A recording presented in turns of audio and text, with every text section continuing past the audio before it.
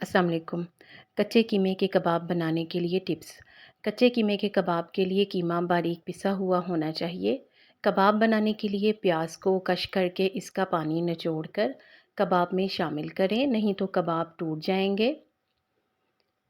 कबाब में अदरक, लहसुन और हरी मिर्च बारीक पीस कर डालें। कबाब में थोड़ी सी अजवाइन का इस्तेमाल इसे काबिल हज़म बनाता है।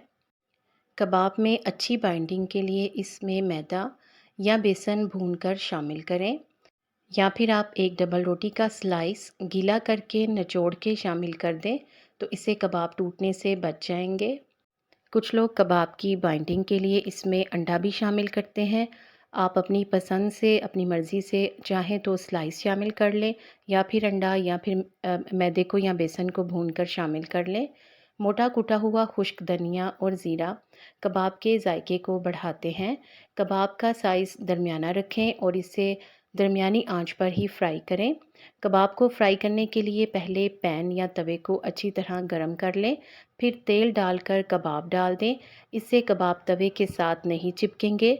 कबाब का जायका बढ़ाने के लिए चटनी ज़रूर बनाएं और कबाब से सही लुत्फ़ उठाने के लिए इन्हें गरम गरम सर्व करें।